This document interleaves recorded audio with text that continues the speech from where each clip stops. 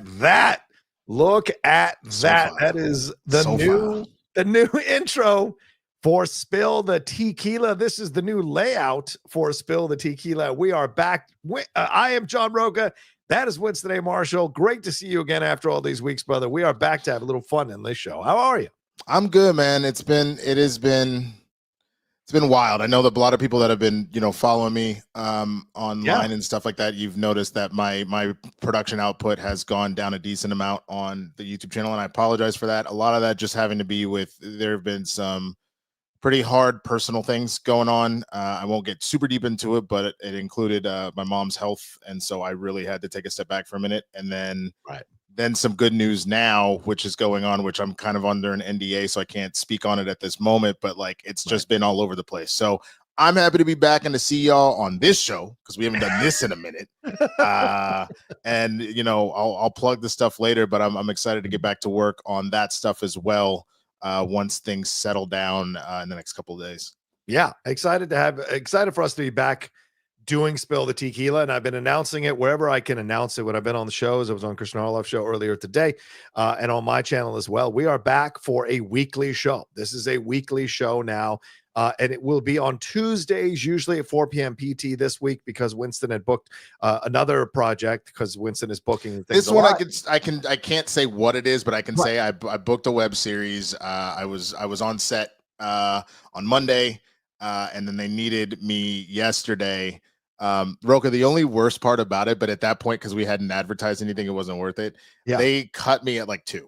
So I got home by 3. So in theory, we could have still done it yesterday, but at that point we hadn't plugged anything. We hadn't talked stories. It didn't make sense. So I didn't bother telling you. But oh, totally. I understand that completely. Yeah. But we're going to be back every Tuesday around 4 p.m. PT is the current time that we're planning on doing it. Of course, it might move considering jobs, bookings, what have you, but that is the plan at this point. So Tuesdays, Spill the Tequila, 4 p.m. PT.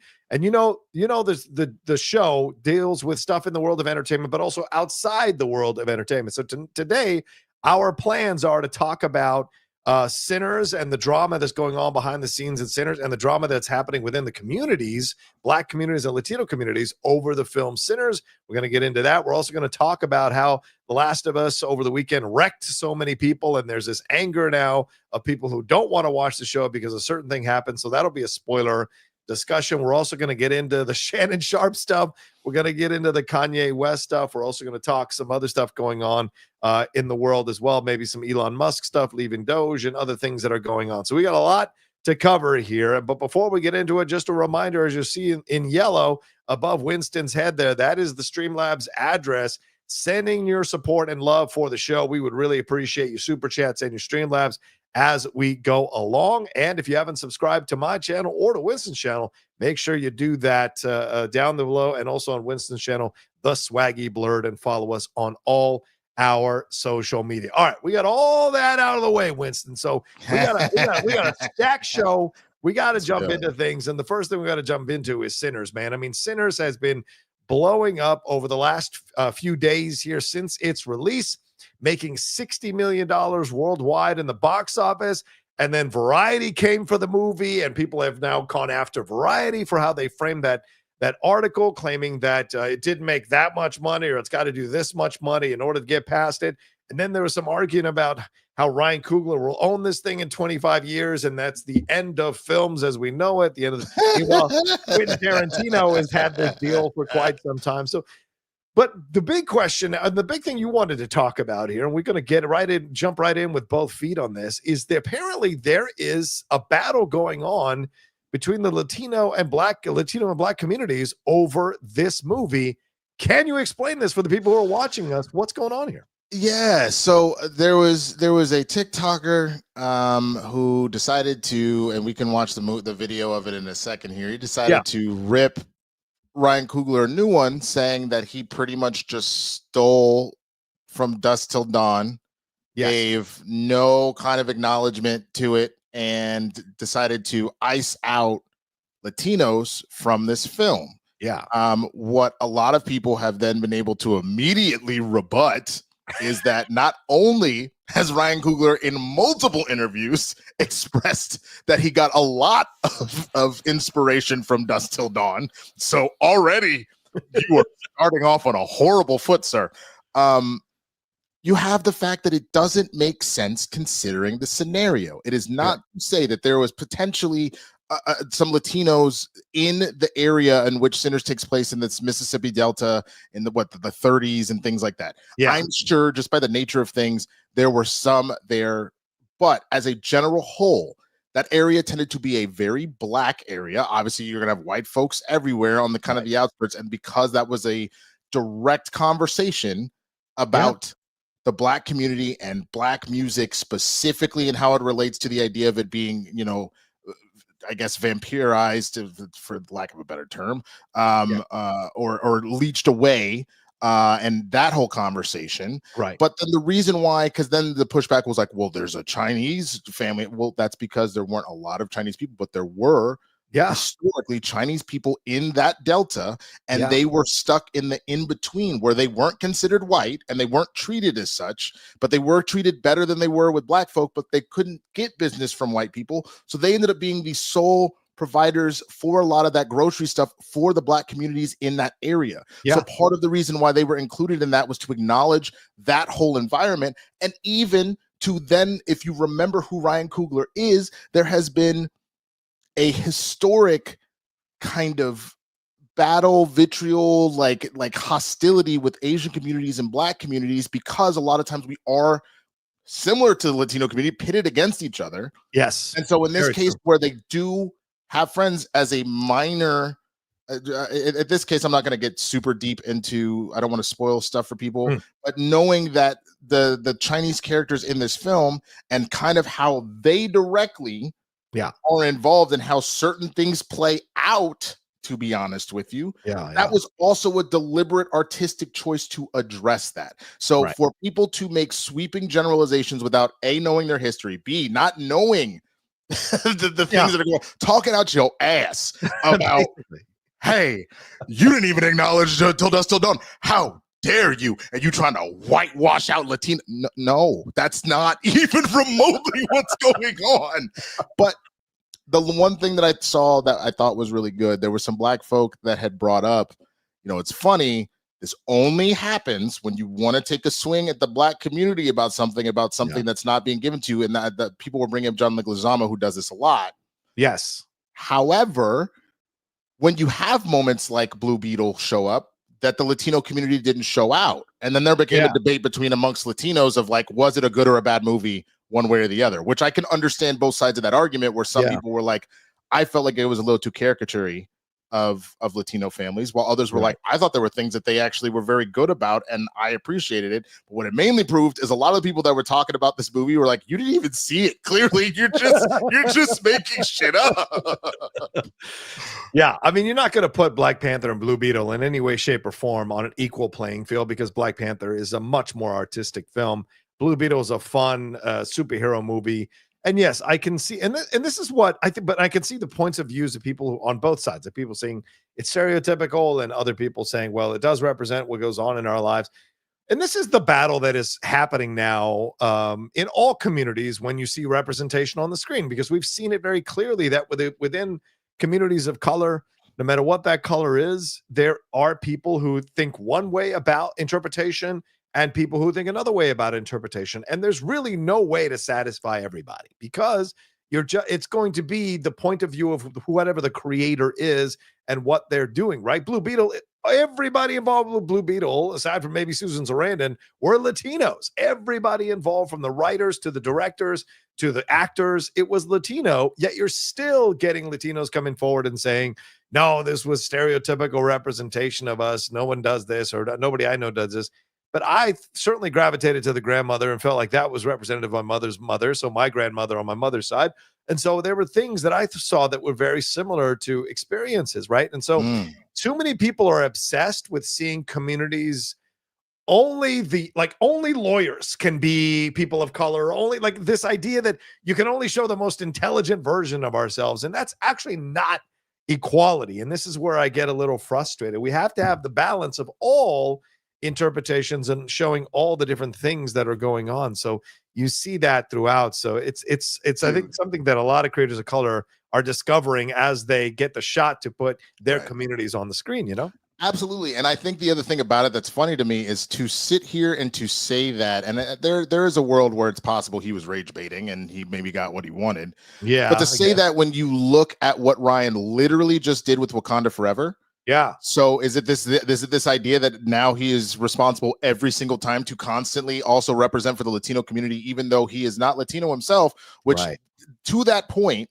we want all people to try and acknowledge everyone as much as they can, right? But if you're telling a succinct story, if this is what he's specifically talking about, and we know that he's given the just due to the people that inspired him to do this, but also has in the past went out of his way to get Latino representation so right with the Atlanteans and deciding to put it in like an Aztecian, what it was Aztecian, right? Yeah, the Aztecian, yeah, exactly. Like to do that and to pay attention to the culture and to the history and to working with Ruthie to get the costume design right and all that. He has already proven that dude will go out of his way to do that, and he knows how important that is. So that's the other element where I'm like, what are we doing?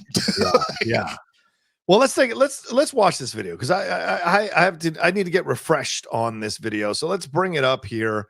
Where is it? Let me share the screen and bring this up and let's take a look at it. I'm going to take down our stuff here because this is a new approach to this Spill the Tequila. Here we go. We've got the background there. All right, so let's watch this thing and see what he was saying. So I love the movie Sinners, but ... Part 1. There will be spoilers. I love the movie Sinners, but it's literally the plot of From Dusk Till Dawn. Two criminal brothers head down south to start new lives. While down south, they are trapped in a building that's in the middle of nowhere, and they find themselves surrounded by vampires. All right, so let's already a problem. Yeah, all right, let's just stop there. Okay. Yes, technically they were trapped in a building. One is a strip club or whatever it was down there, the titty twister, where they're hiding. But they're hiding, exactly. These are upwardly mobile in Sinners. These brothers are upwardly mobile brothers who have paid and bought a facility in order to bring joy and relaxation to their community, who work so hard in those labor jobs, working in the cotton fields, working in 1930s Mississippi.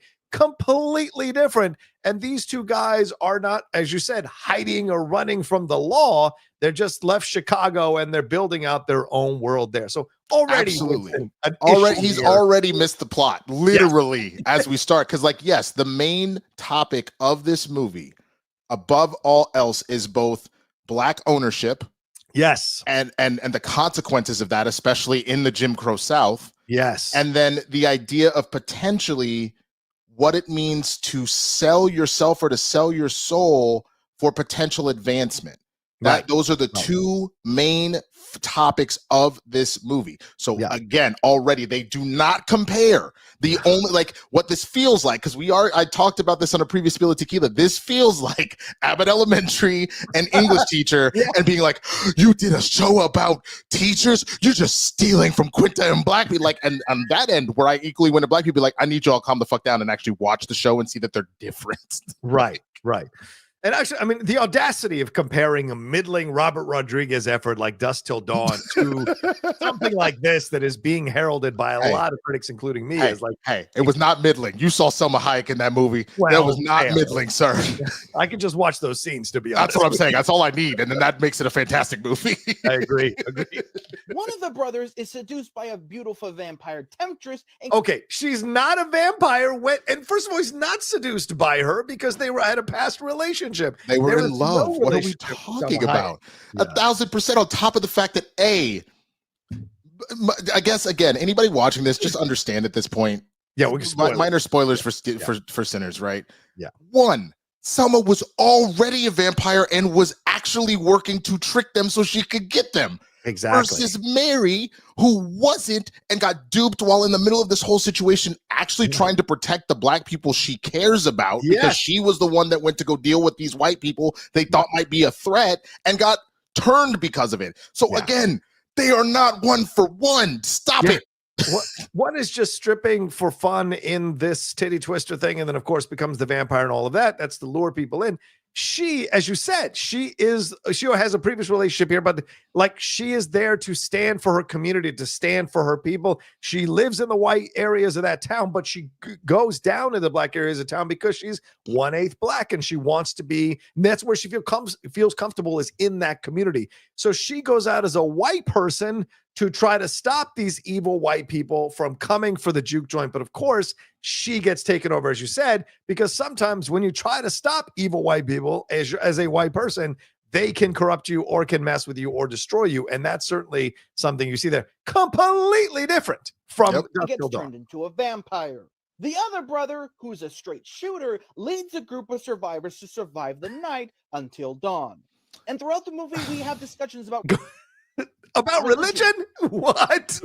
What discussion? Oh my God. Again, let's remember that this titty joint, everybody except essentially the people that came in and a few stragglers were vampires.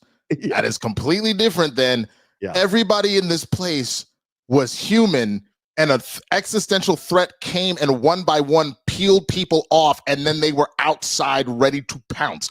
What are we talking about? The connotation here is about assimilation, how to retain your culture while also possibly trying to be a part of the overall general dominant culture in your wherever you live. And so this has nothing, Dusk Till Dawn has nothing to do with that.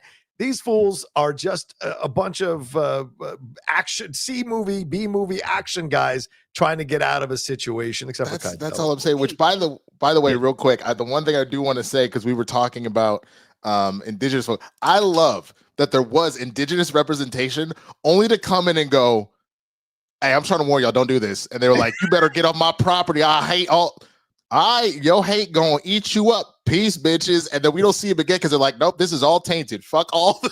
We go on. I loved that so much. I was like, are they gonna come back and like help fight? I was like, no. They said, screw y'all. I love that. That's great. Yeah. I want a Max series of just the Native American vampire hunters in 1930s Mississippi. Give me that right now. That would be incredible. Right? Family. In the final climactic battle of this movie, there's a huge fight between the survivors and the vampires. Oh. The Asian character in this movie sacrifices himself to protect their family. You've got to One of the characters in this movie who was turned begs their loved one to end their life, and with tears in their eyes, they do. And I'm gonna kill somebody. Okay. First of all, as far as the Asian person sacrificing themselves, that was pure. I don't remember the Asian character in From Dusk Till Dawn, to be honest with you, and maybe that's on me. The conversation. That's the end of the fact that nobody can remember the Asian character in that film. I didn't even remember. Versus Grace here has a very specific thing. Her whole family does.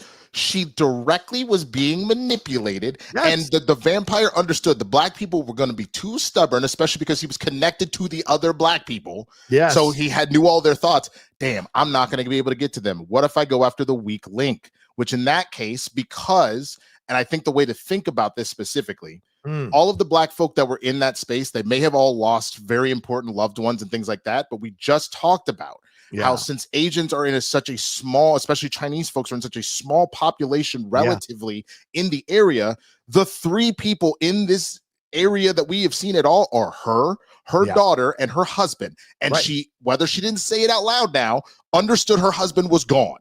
Yeah. So to that point, the only one that she had left as her direct community or family was her daughter, and she panicked. So that's the other thing that's going on there. So like, stop it. I don't remember this Asian boy. If I remember, he just had a crush on a white girl, and then that was it. They were just chilling. Like, I don't. And comparing Wumi Musaku's character, Annie, to Harvey Keitel's character from Dusk Till Dawn, not even remotely the same thing, because she had lost a baby. She has a connection with one of the brothers as a former in a relationship or marriage. I forget what the relationship was before he left, but they were together and had the connect. This is not anywhere remotely the same thing. No. Yes, he asked him to kill him and she asked him to kill, but it's under way different circumstances. So this is as macro as you can get. Completely. About looking at two movies and trying to compare them. I will say I will say this much: there are a little bit better comparisons between Battle Royale and Hunger Games. But I look back at when I used to get super mad about those, and because I was a huge Battle Royale fan, like, God, look at all the stuff it's so. But again, basic premise, sure. But the rest goes completely in a different direction. Now, you do have the idea of, hey, the country's out of control and we need to do something. So if you want to go off of that element and go, they're a little closer tied to that, sure. But it's the idea that you're sending a representative from each district and essentially sending your gladiator into this thing that everybody's watching one way or the other, versus we're going to punish all of these teenagers so that everybody knows to stop doing this shit. So kill yourself, like go fight. Like, you know what I'm saying? Those are, again, very different. Very different. Killing all the vampires via sunlight. The only two survivors are the brother and the hopeful youth. The hopeful youth whose father was a preacher. I feel like I'm taking crazy pills here because all the people in the whole community, no one's talking about this. It's insane. Because it's not. Yeah, go ahead. Good. You got it, bro. Go.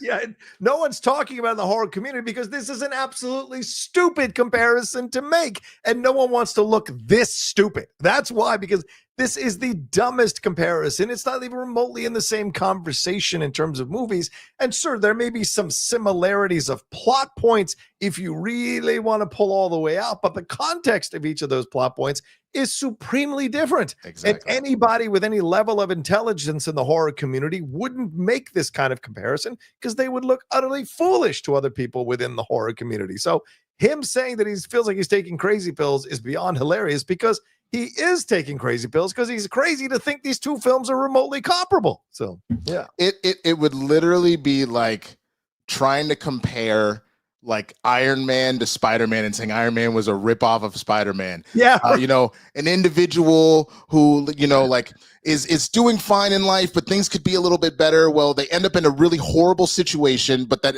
gives them extraordinary powers, which they're having to try and figure out. They lose a family member that's really close to them. Obviously, Tony was a little bit earlier with his parents and stuff like that, but loses a family member and then decides they have to be a force for good from now on and really change the way that they're doing things. And then they had somebody that was really close to them, a father figure, if you will, that ended up trying to steal what they're able to do and farm them for that ability. So either Peter for his spider powers or Obadiah Stane for being able to use Tony's tech in order to make a mech. And then after that, they decide to fight, and they have to end up ultimately killing their father figure. And at that point forward, decided, I'm going to be a hero.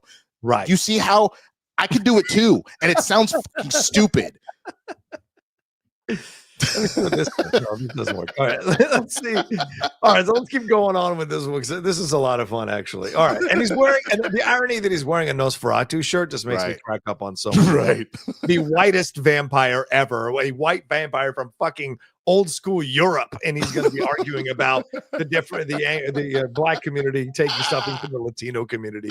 What is your problem, you moron? There is one fucking movie that Sinners owes everything to, and it's not fucking Puss in Boots. It's goddamn From Dusk Till Dawn. And like, I'm not saying Nosferatu, Dracula, Sinners, From Dusk Till Dawn, but I will say that Ryan Coogler needs to firmly address that he was inspired by a Latin American. First of all, Ryan Coogler doesn't have to do a fucking thing. This is put that on the table. He ain't got to do a goddamn thing. Ryan Coogler is a Best Picture Oscar-nominated director. He is a man who has created five really good movies. You could argue Black Panther 2, one or the other, but like 4 really solid, fantastic films. 2 of them revitalizing Rocky, and then really elevating Marvel to the next level with a Best Picture nomination. And now coming out with his wholly original film that a lot of people are saying might be in talks for Best Picture nominations once the year ends. So for him to say that he owes something to the Latino, as a full-blooded Latino, son of immigrants, I'm telling you, this fool is a moron for saying this stuff. Absolutely, man. I mean, look, I'm trying to see if I can pull like even just one of them from I just think it's funny he's calling this a Latin American vampire movie when the 2 leads are white. That's the other part that actually has me dying, bro. That is genuinely one of the funniest parts to me. Is just I'm like, all right. I mean, if you really connect with George Clooney and Quentin Tarantino as making you extra Latino, then by all means, man, go for it. That makes a lot of sense. He's like, there's vowels in the name, therefore they must be Latino. What's the stupidity of fighting for this one? Yes, I know Robert Rodriguez directed this movie, but it is not a Latin American vampire movie because it doesn't have any Latin American leads in the film at all. And please don't give me Salma Hayek or Danny Trejo. They are ensemble characters in this movie. It is absolutely Clooney and Tarantino who are the leads of this movie. And then a white Harvey Keitel, a white Juliette Lewis. Give me an effing break, for God's sake. So it's just ridiculous that he's getting upset about this kind of situation. So it was one of those things that I was seeing, and I think what made me frustrated, and the reason why I wanted to bring it up of all places here on Spill the Tequila is the fact that, as a black man, as a Latino man, this idea here we go. I think Straw had actually addressed this directly, and I appreciate that. Yeah. But here, I will share this in a second. But it's the idea that like our community should be more intertwined in supporting each other and things like that. And instead of giving the applause and trying to uplift, which did have, let me be clear, that did happen with Black Panther. You did have the dissenters that were like, so where's our Black Panther? Right. And it's just like, okay, again, one, I hear you. Yeah. But why is that the conversation in the middle of why this is happening? Right. If once Black Panther is over, the conversation is like, okay, now that was such a phenomenon, we're proud of our Black brothers and sisters that had something so incredible happen. So when are we going to be able to then do that for Latinos? You know what I'm saying? Right. Like what it feels like when you do that is to all lives matter some shit. When it's like, if we're specifically talking about the Black community is hurting, to immediately go, well, everybody's hurting. Then you're not actually listening. And if someone is having a moment, if like, oh my God, well, I don't want to say Amelia Perez because that movie is so many problems. Has there been a moment recently that's just escaping my mind where the Latino community was up? You know what I'm saying? Like there was a big movie or yeah, there was Amelia Perez. I mean, I guess Amelia Perez. Sure, fine. If I guess we'll go with that. If we don't get much in the world of Hollywood. I understand. I just know that that's not necessarily the best example to use at the time. But you know what? Here, I mean, people loved Coco, right? That was something that a lot of people really. Encanto, both Coco and Encanto were big celebrations. If Encanto had popped off and Black people in the middle of its run been like, where the fuck is the Black Encanto? I ain't seen that nowhere. Where that at? You ain't done that yet. How upset would the Latino community be? Like, we can't have one thing? Right. This one time I can't have a thing? Like, stop. Don't worry about me. If there's 100 movies a year and one of them is Latino, why are we yelling at the white people that the other 99 are white? Like, you know what I'm saying? Why are you coming at the one time somebody else? And that's the weird, like, horrible, fucked up part of just like jealousy rearing its ugly head. Whereas we, again, should be like, dude, that is amazing. Congrats on Encanto. That's sick.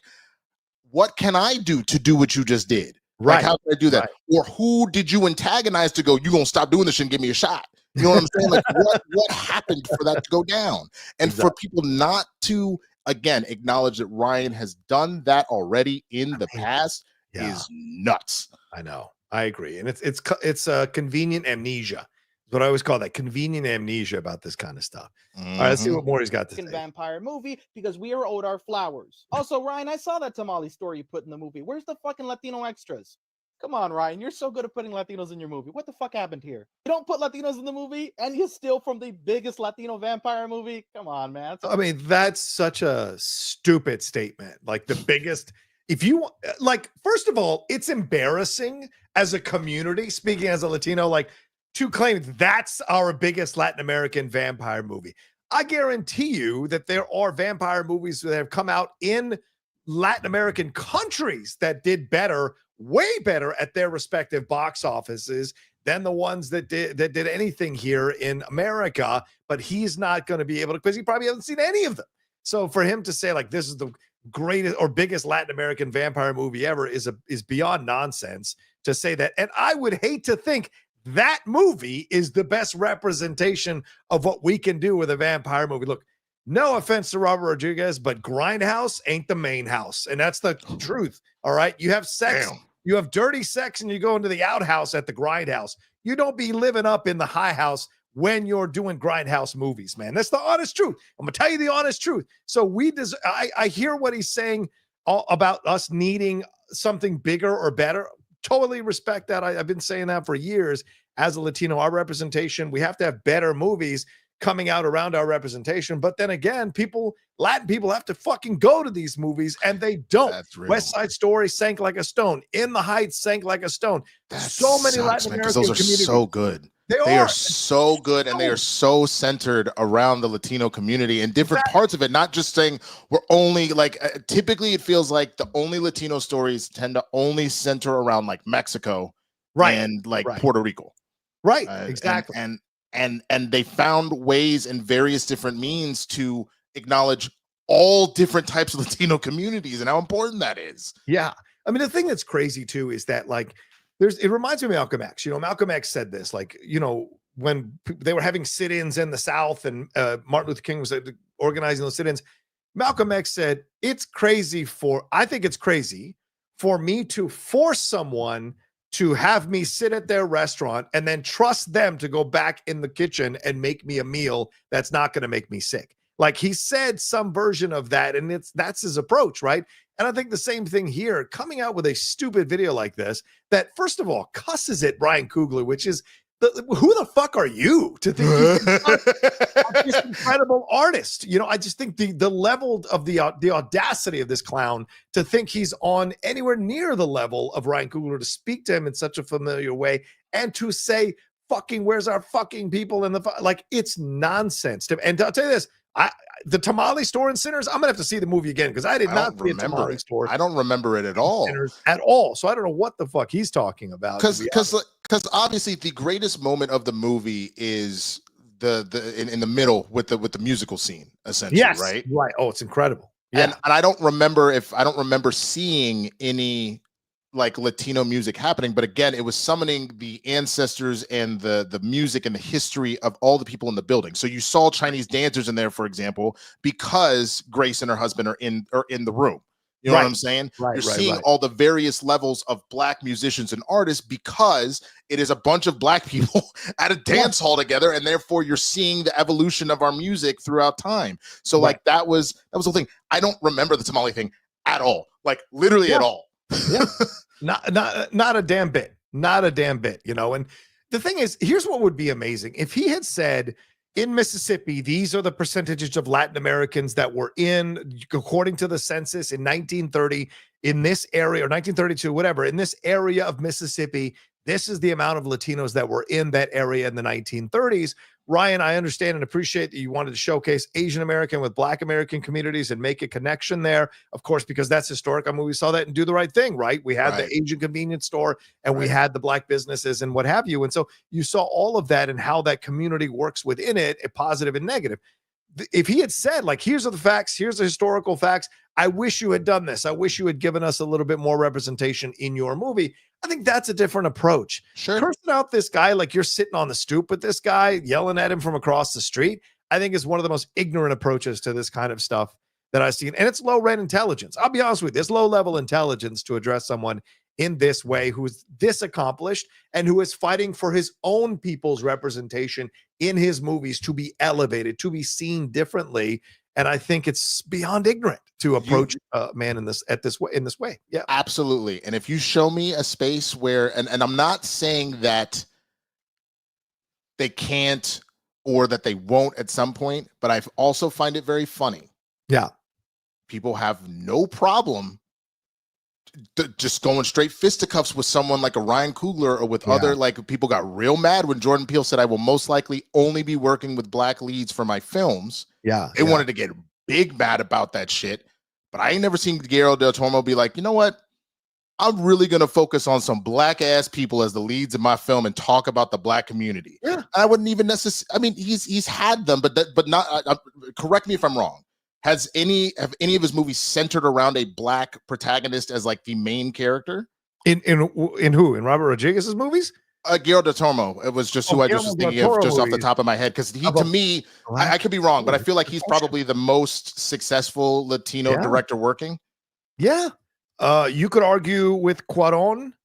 You could argue with Iñárritu. How many of them have black leads? Now, this gets into more of a nuanced discussion because then you're like, well, how many of these guys would have gotten their money to make their movies if Sandra Bullock wasn't their lead or Leonardo DiCaprio wasn't their lead? Right. Or with Del Toro, you know, if you had different people being leads that are white. But yeah, it's a great point. I don't like, let's see, if I'm looking at him as a director, Nightmare Alley is white people, Bradley Cooper and Cate Blanchett. Shape of Water is a white English woman. Crimson Peak is a brother and sister who are white. Pacific Rim is a black character in John Boyega in the second one. Okay, so in the second one, but that was already then an established situation. Yes, 100%. Pan's Labyrinth, I think, is a Latino girl. Hellboy is a white guy playing a red-skinned thing. He did do Blade 2, so you will give him also established at that point he didn't actually have a choice in that matter. That's I'm coming into a franchise. He was a hired director for the franchise. Good point. Yes. But Mimic is a white woman. That's Mira Sorvino. So I'm saying that not because I'm upset, because I'm not. I'm not coming at Guillermo, but I'm just saying if there was anybody that if you were going to do an original thing, what most artists are going to do is work on something that they have a direct connection to or they have an understanding of, or an insane fascination with it, right?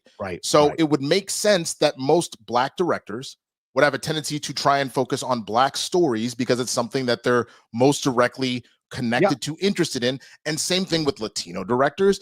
And that's why even to that point, I understand it's the same thing with white directors as far as that goes. But what then I would want to see out of that is extending the hand down of understanding, wow, it is important for Latinos, for Asians, for black folk to also have this opportunity to tell their stories because we are all closer than we realize. And to try and, you know what I'm saying? That is, that to me is the big difference here. I wouldn't ever come after Del Toro for any of that, but I would just like to point out, because someone in the comments had mentioned, well, Guillermo del Toro has an Oscar. Okay, well, Ryan Coogler's movies all have Oscars with Ruth and with Ludwig, and getting the only Marvel film to be nominated for Best Picture, and to have average with his two Black Panther films. The average at essentially $1 billion a movie, because one was 1.2 and one was like 850. So essentially $1 billion a movie. So like we're talking about the tippity top of directors here. So I find it interesting that we're very easy to talk a particular way at one person, but not at everybody, you know? This is the truth, right? It gets so frustrating. See, look at Iñárritu, you've got Babel, right? That was Brad Pitt and Cate Blanchett. Right. And then you get Beautiful, which is Javier Bardem. So that's his own people there. Our people. Birdman, Michael Keaton. Revenant, Leonardo DiCaprio. And then Bardo is a Mexican Latino story where he's dealing with the fact that the idea of being Mexican, immigrating to the United States, and how to retain your culture when you're losing yourself a little bit in the American way of doing things. I loved Bardo. I thought it's incredible. But again, no black leads in this approach to this kind of thing. So I think it's a fair question to why isn't he turning the camera around on his own community? Why? Because he's probably making money making these kinds of videos that attack the black community, attack a notable black director for not giving.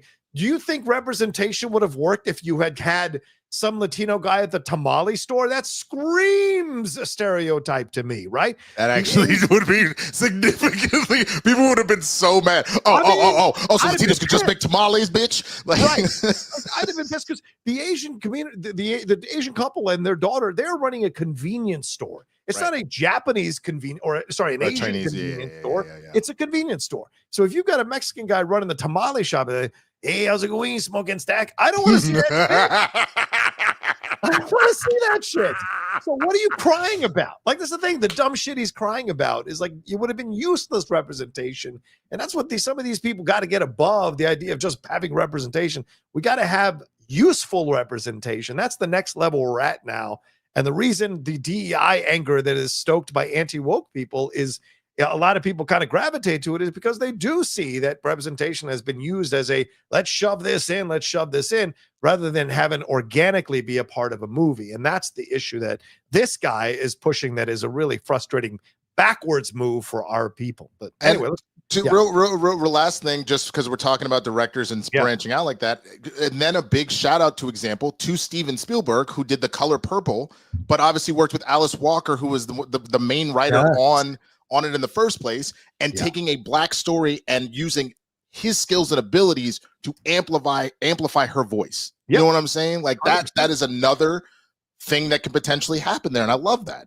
Yeah, 100%. You're 100, and the fact that he did that in 1985 when we were okay, Schmodown, way to remember. Look at you. There are certain films that I remember the release dates for. Not a lot of them, but there are certain but I just remember that movie, a Black-led movie telling this story from a white Jewish director. Like, it was just so insane, and it was so good. And what breaks my heart is so many people talk about the great Spielberg movies, and they almost never mention The Color Purple. And I think it's an incredible accomplishment for what he did, because it's that rarity where the white director understood the community he or she was profiling, and delivered a performance delivered a movie that was respectful, but also could appeal universally to all communities, which I thought was great from Steven. So, all right, let's finish this up, man. Let's see what else what else has Fool's got to say. A bad look. I don't think this guy liked this movie at all. I think he might be a racist. Loving something does not excuse you turning a blind eye to its flaws. Acknowledging and discussing the flaws of something you love is healthy and leads to a better relationship. Hope you enjoyed the video, everyone. Tune in tomorrow. We're going to be talking about how the vampires in the movie Sinners don't make any fucking... Oh, there we go. So he does. So I love the movie. I do. I love the movie, but we're going to make another video where we're running it down and talking shit about it. Okay. All right. And again, I don't, like, for example, I got called all sorts of just coons and turncoats because I said that I didn't like Brave New World and thought it had a number of issues. But it's like, I didn't say anything specifically. Like, if anything, I gave Anthony Mackie his flowers. I was like, he did a great job. Carl Lumley, who I love dearly, he's my best friend's dad. I praised his work. I had nothing to say about, I don't need to see no black Captain America. My Captain America is white. Like, I didn't do that. I was like, hey, this actually reads more of a Hulk movie than it reads as a Captain America movie. Yeah. There's that. Why is this storyline not followed through more? But then you kind of did this one. Those were my critiques. And yet somehow, because I said I didn't like it and I didn't think it was very good, I apparently hate my own kind. I need people to be able to understand and appreciate nuance and use the full context of situations before they pop off at the mouth. Because at the end of the day, that is why we stay in this powder keg of anger and yelling at each other, is because people can't take 2 seconds to legitimately hear what people are saying and then address those things versus bringing up shit that has nothing to do with it. Yeah. 100%. Winston is 100% right on this. So, all right. Well, anyway, we spent 45 minutes on this conversation. Hey, man. Hey, spill the tea. Look, I'm going to go ahead and just pull up for that. That was welcome back. We back, bitches. Like, I have missed this show.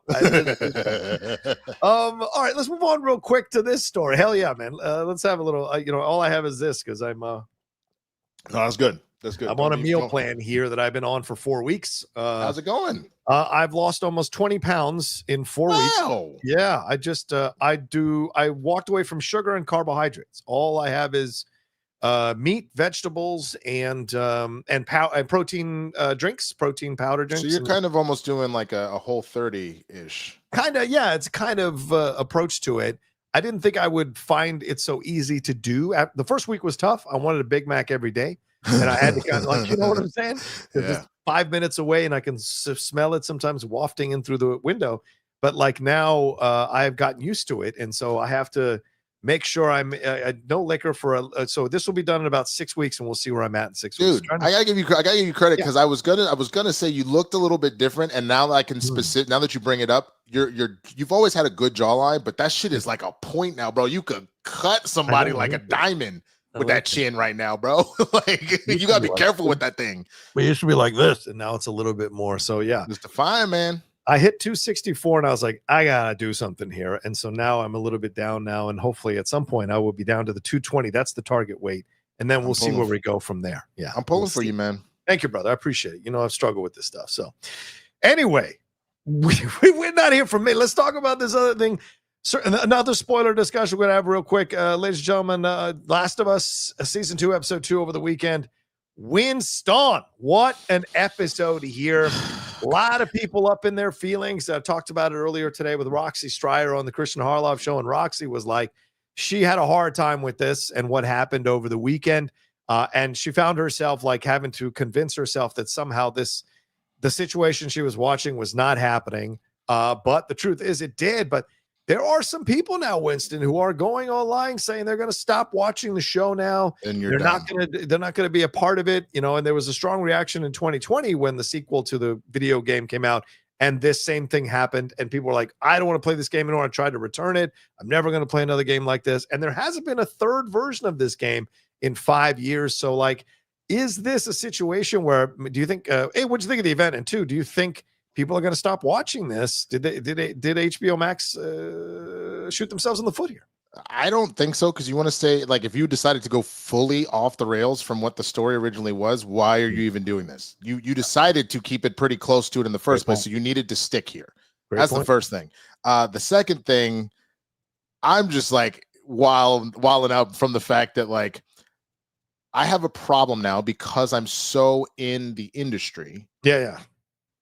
That I sometimes will watch content and I can't help but think from a logistical Hollywood mentality. So my thought being, bro, ain't no way. Like, we're saying it right now, right? Do you want to put like a little banner up that we're doing the spoiler talk? It's spoiler time. It's spoiler time. I don't have a banner yet for the new. No. What you could do is just do the basic like type one. I know it's a little ugly, but just type in just like The Last of Us spoiler talk in there. You know what I'm talking about? And put it up here on the screen. Is that what you mean? Yeah. Just so people know, so they have a visual cue, and then they can't get mad at us, because I'm going to hold off what I'm about to say here. But like, I literally was sitting here just like, ain't no way, bro. Top billing. Come on. It can't happen. Ain't no way. It's not going to happen. That's top billing. You don't do that. Like, you literally don't do that. And I was like,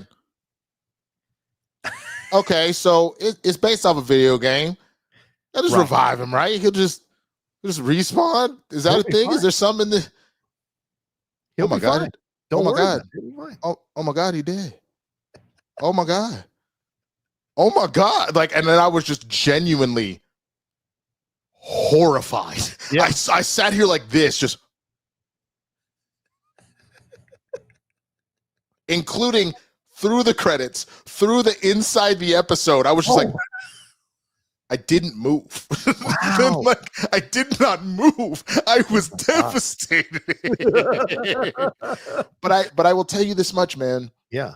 I appreciate that.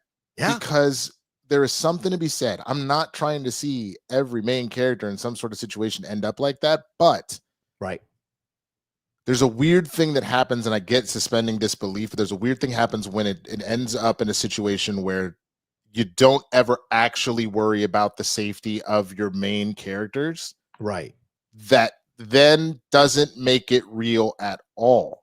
And there's something specific about, wait, what? It's safe. And especially because the thing that people have to remember, this is a dual protagonist situation, and what that ultimately felt like by the end of that is like chapter 1 was with our first protagonist, and now chapter 2 is with our second, and it's the handoff. Yeah. That now this is your story and what happens from this. So, like, including the fact, as angry as it made me, I hated this little girl that did this. Yeah, I was like, and I love the actress, so I was like, I actually fucking hate you right now. I hate you with all of my heart. Like, I see your face and I want to punch it. Like, I'm so mad. But yeah, it literally had a situation where you look at your actions have consequences. Right. Because he did what he did, he actually did ultimately sacrifice himself for his, thank you. He actually sacrificed himself for his adoptive daughter. Yeah. And it became a legitimate sacrifice. Yeah. Yeah. And so that it is what it is. And so now we will see how much of the lessons that he imparted on her actually stick, if she keeps some of his rage, or if she is a little more balanced of a person. Yeah. She goes all out for revenge, like things like that. And I think that that's also a very interesting conversation, especially when you think of the state of the world right now, where everything is about revenge. Yeah. Nobody can let anything go. It's always, you did this to me, so I'm going to ruin you. And then when you do it, you've now made a new killer who's like, you did this to me, I'm gonna ruin. You know what I'm saying? It's literally why Batman doesn't kill. He's like, I kill this person, and now all of a sudden, not only have I broken the code and I could keep doing this, but I've just made another killer out of somebody else. Yeah. And now they want the Batman dead because I killed whoever. Yeah. You know what I mean? So, well, the question becomes too, well, I mean, I love the way it played out. I had suspected it was going to happen. I didn't anticipate it happening this early in the season. That was a real shock for me. But the second Abby said to him when he was trying to go back to Jackson Hole, when he saw the explosions, she said, oh, my house is just a minute up the road. We're almost there. That's when I was like, oh, no. If he goes, then we have ourselves the possibility that he's going to get killed. If not, he's going to ride back to Jackson, and then we're going to have to wait to see when it happens. So there was that moment. And so when they went towards the house, I'm like, that's it. Certainly it's going to happen at some point. And sure enough, it went into it. It was heartbreaking. It was brutal. I mean, she tortured him, which is really something that was unsettling to witness. You saw the lengths to which vengeance had consumed her, to the point where her own compatriots were like supremely unsettled by what she was doing, didn't want to be in the room as she was using a golf club and then her fists, right? And in the end, the question becomes now, because this is incredible transfer of trauma, right? The loss of Joel's daughter wrecked him so badly. Ellie essentially replaced his daughter, but then he killed all these people to save Ellie, including Abby's dad. So now he has passed his trauma of the loss of his daughter to Abby, who lost her father. But now Abby has returned the trauma to Ellie, who witnessed Abby kill her adopted father, in essence. So what's going to happen to Abby knowing that she has consumed, or she has indulged in this level of vengeance? How is this going to affect the other people around her? How is it going to affect her that after 5 years she finally got her vengeance? What does she do now? And then what is Ellie going to do with that trauma? That's going to be really interesting to see Ellie and Abby's stories as they go forward. Absolutely. And I mean, the interesting thing is that has been a through line for a lot of this. I actually did a rewatch of the first season like a day or two before the second season dropped. And so remember in Kansas City, the leader of that, well, she was a psycho, but a lot of it came from the fact that I believe it was her lover. Her brother. It was her brother. It was her brother. Right. Her brother got murdered by another dude, but he did it not because he's some evil little finger, I just want power. He did it to protect his disabled, like it wasn't his son. I think it was also his brother, if I remember correctly, something like that. And like, so it was literally a means of survival to try and protect the person closest to him. I am not saying that you have to just automatically go, well, you did it to protect somebody, so all right, I guess I'll let it go. Right. But to watch how angry and how inhuman, to the point where sometimes the infected seem more human than the humans. It's kind of nuts. It's kind of like taking crazy pills. As earlier. It's also the only thing I will say that pissed me off. How is it that in that first season they got mad at Joel and Ellie being like, "Oh, you killed XYZ scout people"? Sorry, I forgot I said I wouldn't do that anymore. You literally sent them to go rob them, and you will be mad that they defended themselves? Just get the fuck out of here. I know it's a confusing thing to be upset about. Yes, it's a great point. So we'll see. I mean, we'll see, and I'll be curious to see how many people, if the ratings go down, next week, in terms of the viewership numbers, because the viewership numbers for the first episode weren't that strong, but the viewership numbers for this episode were very strong. So, of course, because people curiosity, they're going to want to watch it. So what will be the numbers coming out of the third episode? Be real curious to see on all of that. So let's see what else have we got here on our list. We should talk about this. Let's go back to this. Winston A. Marshall, let's talk about this because we want to get into a little bit of your life. Nico Harrison, let's talk about this situation.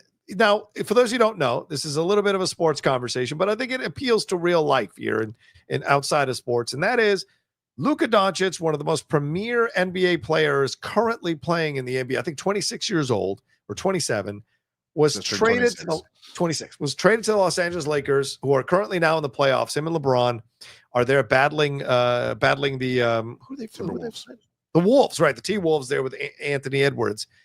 Nico Harrison is the general manager from Dallas who made this trade in the middle of the night, causing Luka to throw his phone across the room and shatter it to a degree. But he has faced an incredible amount of vehement backlash, and now he is coming out and telling reporters, I did know that Luka was important to the fan base. I didn't quite know to what level, and he still claims that this was all done because defense wins championships. This is an amazing two-step dancing on an electrical wire that he is doing here. What is your thoughts on all of this, man? I can't say the thing that I actually want to say because I don't want to demonetize this. I don't want to end up on any sort of like, oh, he said blah, blah, blah. But you know how very tongue-in-cheek people will say, you know, a certain thing about go take a nap. We'll put it that way. Yes. That is what I'm trying to imply here. But what I really mean by it is this. Some people try to be like, you know what? He's just a patsy. This is all the owners that did this, is whatever. Okay, well, Nico Harrison was a 15-year exec for Nike. Yes. He made a lot of money. Yes. You know, let me not be in another man's wallet, but under the guise that he did right by his financials. Right. He wasn't thirsting for money. This is his first major job, and he just has to do whatever the boss says. Right. If this really was something dreamed up by ownership, and he was like, no, this isn't right, he would have not allowed his name to be used on it. You walk away, and you could even get an expose out. They want to trade Luka. Right. You know what I'm saying? But when you go and you see the people he fired, including the head training personnel person who was known, the Mavericks are known for having with this person minimal injuries, and he fired him about 18 months ago. Yeah. And did it while the man was going to bury his mother. His mother was in hospice and he was out of town, and proceeded to go, hey, you're not here? And he goes, no, I'm actually out. My mother is dying. I'm whatever. He goes, okay, I need to have a Zoom with you. And then Zoomed him and fired his ass while dealing with his mom. You can't wait 5 days and do it when he comes back. That's the most inhumane, just trashy way to do things. But you throw in that, and you hear about anybody that Luka relied upon, was close to, things like that, he would slowly start to fire them or remove them from his life. So that medical trainer, Jalen Brunson, who he's getting along with exceptionally well, who has become a superstar in his own right at this point. The only reason he ended up with the Knicks and was traded away the way that he was, or let go the way that he was because he wanted to break him away from Luka. Yes. And so when you look at all of that stuff and the pattern that's happening, no, you are a terrible GM. You were a bad person because you made that clear. And the only thing funnier than that is how soft you are. Because not only did you apparently make up things about the direct safety of people actively threatening you and things like that, where like people were holding a peaceful protest, but you were out there, they were out there trying to lynch me. No, they weren't. They weren't. You may have gotten death threats via direct messages. I can't speak to that. But this idea that people were outside ready to fight you, no, they were holding a peaceful protest outside of Dirk's statue talking about, I thought loyalty was forever. Every time someone yells fire Nico, you have them removed from the building, including when we're at the play-in game in Memphis. A dude was sitting a couple rows behind and we yelled fire Nico, sent security saying you are breaking the NBA fan code of conduct. If you continue to yell fire Nico, you will be removed and banned from Memphis game. This dude was barely a Memphis season ticket holder. He's not even a Dallas fan, and he was chanting this, and that's what he's being threatened with. He is soft. He is a bad GM, and I genuinely hope, let me put it this way. I hope you stub your toe in the exact same spot every single day until you no longer work in basketball. Yeah. I genuinely hope. So it's one of those things where you're not actually like hurt. I don't wish physical ill upon you, like serious injury, but you really just get a nice little reminder that you're a dumbass. Like it is so infuriating. And the only thing worse, man, I don't think I can explain, because there's not really other modern day examples of this that I can think of. It's one thing if Luka was like, I can't stand Dallas, I want nothing to do with Dallas, and he left to go to another team. Then it's a little bit more of a breakup of like, oh, you don't fuck with us, and I guess I don't fuck with you. Right. That was literally this feels like the Little Mermaid, bro. Like this Prince Eric and Ariel, and Triton says, no, you can't be together. And it's like, but daddy, I love him. I don't care. But you don't understand. You were so wrong here. And there's no one, this isn't a fairy tale where it magically comes back together. This is undoable. Like there's no taking backsies or none of that shit. And you literally let a generational talent walk the fuck away. And not walk away. You threw him out. And the only thing that I love better than that, bro, did you see his Jordan commercial for his new shoe that came out like in the last day or so? I have not seen it. No. It is the trial of Luka, about him being a bad boy and his whining to refs and him being rude to fans and being like, go home, it's over, things like that. And they show only clips of him in his Lakers jersey already in a couple months, doing all the amazing stuff he did for us. It is fantastic. It's called Bad Luka, Nice Shoes. Because every time they try to get mad at him, they go, but the shoes is clean though. And Luka's like, like, it is so good. Oh my God. I'm just looking up right now. It's a 7.5 minute commercial. It is fantastic. Oh, I'm totally watching this when we're done. Oh my God, I'm totally watching this when we're done. That is amazing. Oh, I gotta watch this. I won't even might do a reaction and put it up on my channel. Just you should. It's really good. The last thing I'll say about it, it would also be different if you're going to do this. And this is what Mark Cuban said. He said, there's no world where I would trade Luka. But let's say, for example, that I got to that place. You need to at least go get everything that he's worth. Russell Westbrook has been traded for like 3 damn, first round picks multiple times. Yeah. You're telling me that you can't get a single set of, because I don't know, a lot of people don't know this. We have no draft capital. We have no first round picks until 2031. Wow. So meaning when this run is over with Anthony Davis and Kyrie, we literally are screwed. So at this point, honestly, instead of trying to force in a championship that's probably never coming, because even putting the two of them together, which is fantastic, like the two of them are very good. I would argue there are significantly more dangerous teams out there than the two of them playing together. So when you throw that into consideration, I would try at this point to blow it up and get something back, because again, we are now screwed for the next 10 to 20 years essentially, because we don't have these things. We have to start all the way over in like 2 or 3 years with nothing to be able to do that with. Yeah. Madness. Utter madness of what's going on here. Like, just, I don't understand. Like, when the trade was done, I don't mind someone sticking by their guns, right? I don't think there's anything wrong with it. This is what I believe. I totally get it. But I think it's irresponsible management to say, I had no idea how much the fan base loved this player. That is essentially saying, I did not do my due diligence as a general manager to understand what the loss of this player was going to do to our fan base. Because I am a GM, but I can be hired and fired, right? I am not a fixture of the Dallas Mavericks. I am not the logo. I am not the name. Dude. I am not a fixture. So my job is to be aware of what the fans who are the fixtures of the Mavericks think about this situation. And I know if he had pulled them or whatever, it would have maybe showed his hand in some way. But I think you could have done internal polls where you're like, well, how much do you value Luka? Blah, blah, blah, blah. How much does his weight bother you? Are his physical issues an issue? You could have done that and had a little better understanding. But the fact that he's saying, I didn't get how much, that is a shocking amount of negligence for a person who's in charge of the players who are coming into the team. It's disgusting for somebody that like loves to talk on and on about how he worked with Kobe and how he respected Kobe and all this kind of stuff. Do you understand what Kobe didn't just mean? Obviously, what he meant to the league, which what Luka honestly means to the. You got brothers that don't even mess with white dudes, and they got respect for Dirk. Don't get me wrong; they got mad respect for Dirk and gave him his props when he won that shit. But you got brothers out here being like, "Nah, Luka, that dog, bro." Where they're actively being like, "Nah, I F with Luka, like, because he is that guy. He's a killer. So I say that to say, for someone that knows Kobe so well, do you think that the Laker fans would have been okay with you trading Kobe when the Lakers were not doing so hot during a stretch? They would have crucified you. So, I mean, when the Shaq and Kobe thing went down, and I remember that very distinctly, there was Kobe said, I want to be traded. Kobe said it. And the fan base went crazy with the possibility that Kobe.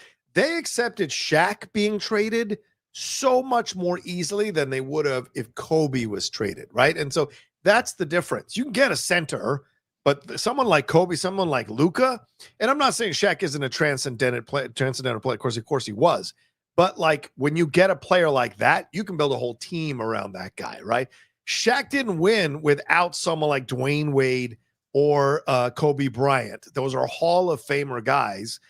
He didn't win a title when he went to like Boston, or he went to play with, or when he started out with Orlando with Tracy. Like, it was with the top tier guys that Shaq won. Kobe won without Shaq. Wade won without Shaq. And so these are things that are important. I know you remember that. No, absolutely. They're important, Here's another thing to keep in mind. I don't know. I could do the math real quick to try and figure out what Kobe, but I actually can tell you. So Shaq at the time of that trade was 32 years old. Yes, right. That's another difference. Kobe was 26. So you know what you actually did? You did the exact opposite of what the Lakers did at that time. You took the two superstars on your involved in this potential trade. You looked at one that was older and was still dominating, but was 32. 32, right. And the other one that just started to get in their prime at 26. Right. And you said, I'm going to take the person just now entering their prime. Yep. Versus looking at Luka. Yeah. Turning about to 25 at the time, about to turn 26. Yeah. Looking at Anthony Davis, who was injury prone, 32 years old. Yeah. And you went with, I want the injury prone old guy. And again, I say old relative to basketball. Right. But how many years of greatness does Anthony have left, let alone with the idea of him being injured? Versus Luka is just getting started. It doesn't make logical sense. It's bad business. It's bad basketball. It's bad management. And I hope you don't have another job in basketball ever again. I hope they fire you quickly and you are never able to get another job. I hope you can't even work a concession stand. Thank you to the people who corrected me. Yes, Penny Hardaway, not Tracy McGrady. My bad. Penny Hardaway. Yes, Penny Hardaway in Orlando. Tracy McGrady was in Houston. That's right.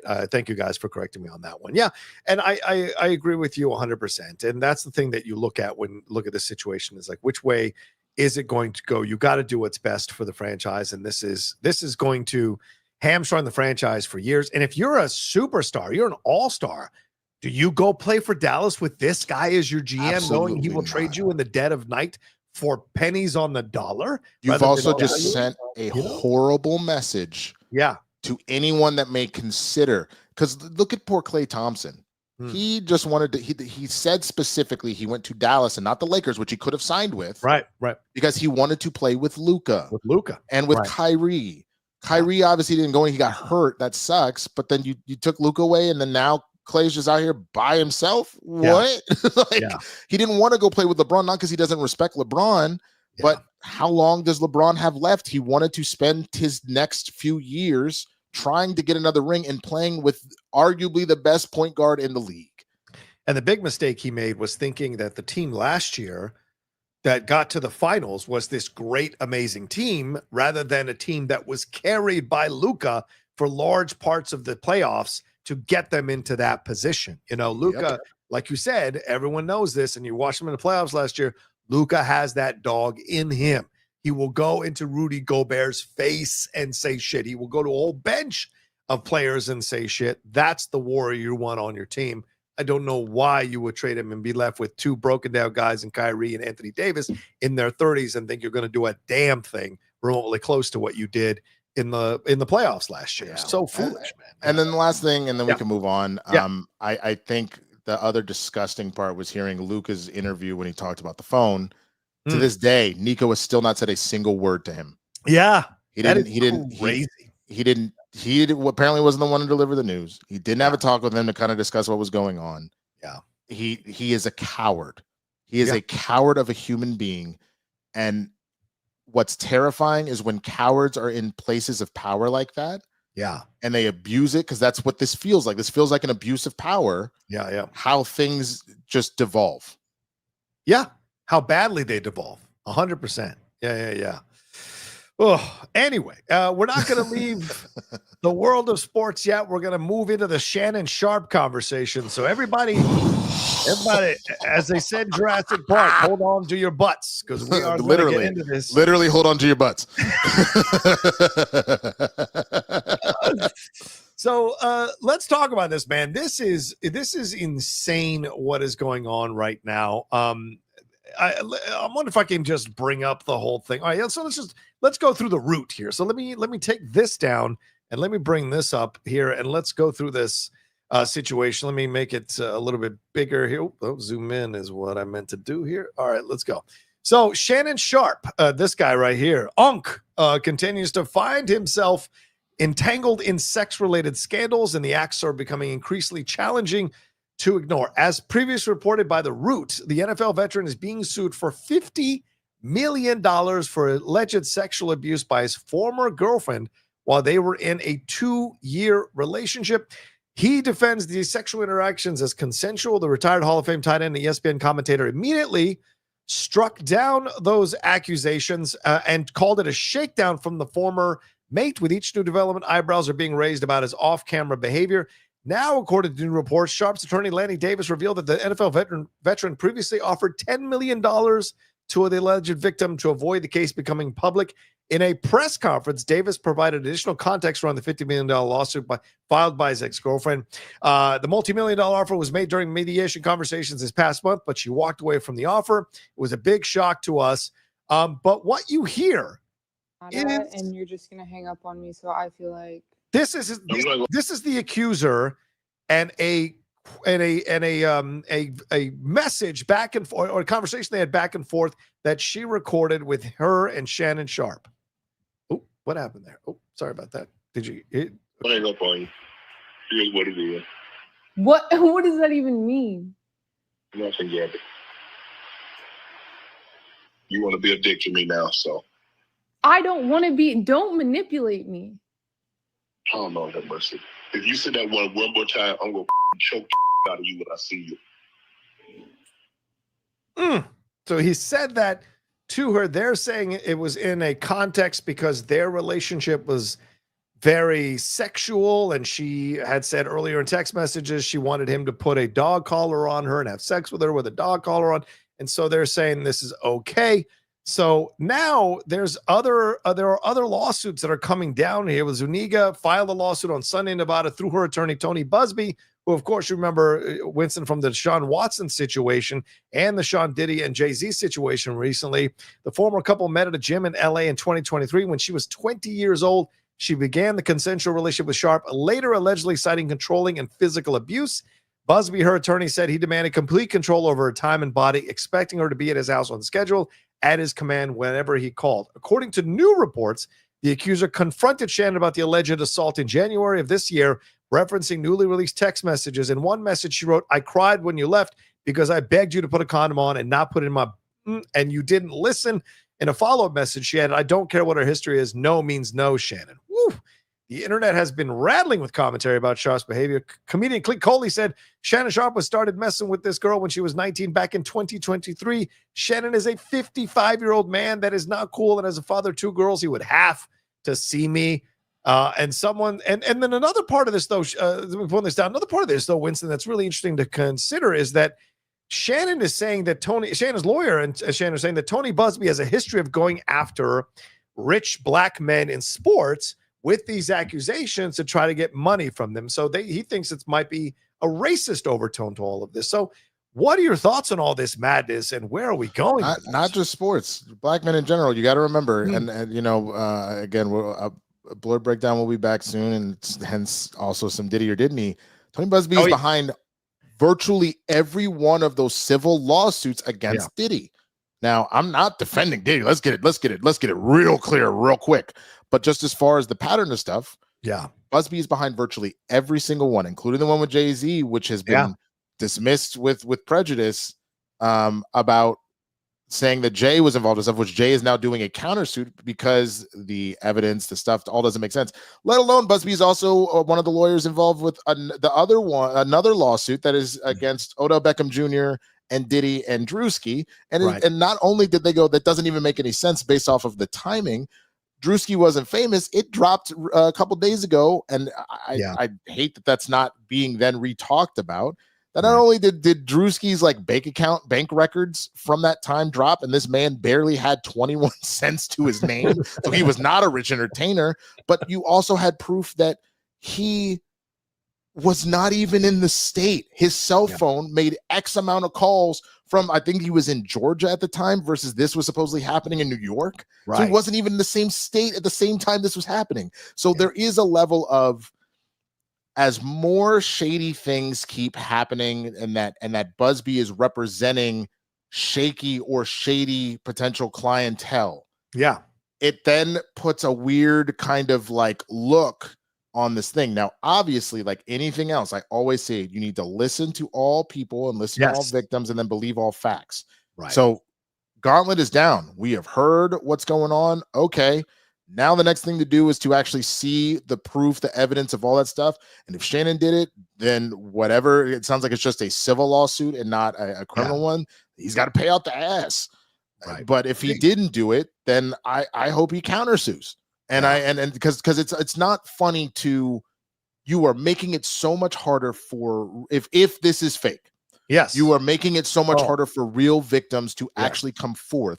Because not only are they worried about getting clowned, but now it's harder for law enforcement, all that stuff, to actually believe them. Yeah. And that's the thing here. So I will say where Shannon messed up, truthfully. Yeah. I'm not saying that people can't date who they want to date and sleep who they want to sleep with. But at that age, at 55 years old, bro, if you don't lock it down, like somebody was saying some stuff about like, how is it that, like, I feel like I have been assaulted because I have heard so much about Shannon Sharpe's sex life against my will. Yes. Like nobody wants to know about, because remember, he had the sex tape scandal where he accidentally was on IG Live. Yeah. And all of a sudden, you know, like, and all the stuff that none of us wanted to hear. Yeah. Like at all. Yeah.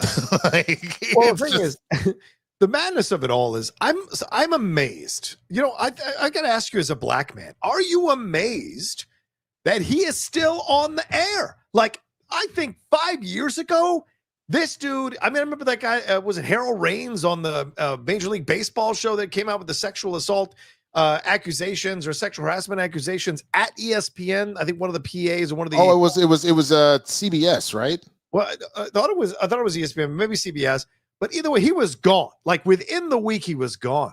The fact that this man can have video come out of him having sex with this woman, the fact of that these text messages can come out, these snippets of audio conversations come out where he is talking about choking her and all of this and all the disrespectful things that he is saying to her. But of course, we're getting snippets. We don't have everything in context, as you were pointing out.